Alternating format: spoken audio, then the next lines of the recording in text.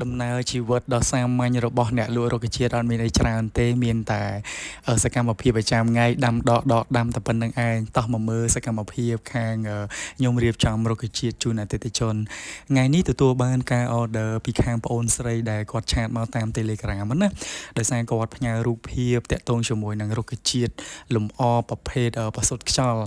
រូបភាពដែលគាត់ផ្ញើមកហ្នឹងមានច្រើនដែរប៉ុន្តែបន្ទាប់ពីការជជែកគ្នាក៏ដូចជាការ select របស់មេរបស់គាត់មកគាត់រើសបាន4មុខសម្រាប់ធ្វើការកម្មង់អញ្ចឹងគាត់ឲ្យរៀបចំជាប្រភេទ4មុខ4ថូសម្រាប់ធ្វើជាកាដូជូនទៅដល់មិត្តភ័ក្តិរបស់មេរបស់គាត់អញ្ចឹងបន្ទាប់ពីធ្វើការរៀបចំក៏ដូចជាការ select រួចរាល់ហើយយើងក៏ធ្វើការរៀបចំដាំអញ្ចឹងនៅក្នុងនោះគឺយើងមានជាប្រភេទដើម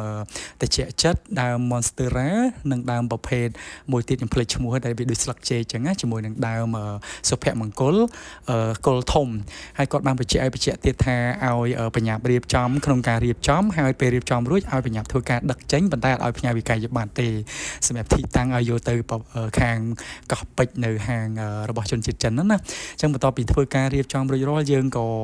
ដាំហើយយើងក៏ធ្វើការសម្អាតហើយរងចាំអ្នកដឹកក្នុងការធ្វើការដឹកចេញ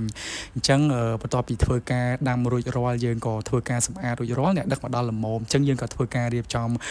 ដឹកសម្រាប់ជូនទៅខាងអតិថិជនតែម្ដងអញ្ចឹងបើសិនជាអ្នកទាំងអស់គ្នាចង់បានរុក្ខជាតិលម្អផ្សេងតាក់ទងជាមួយនឹងហាងក៏ដូចជាតាក់ទងជាមួយនឹងអគារតាក់ទងជាមួយនឹងការរៀបចំសួនអ្នកទាំងអស់គ្នាអាចធ្វើការទំនាក់ទំនងបានជាមួយនឹងសួននគររាជសម្រាប់ព័ត៌មានលម្អិតអាចឆាតចូល Page ឬមួយក៏តាមរយៈលេខ Telegram ដែលបានដាក់ខាងលើអរគុណសម្រាប់ការទស្សនាវីដេអូ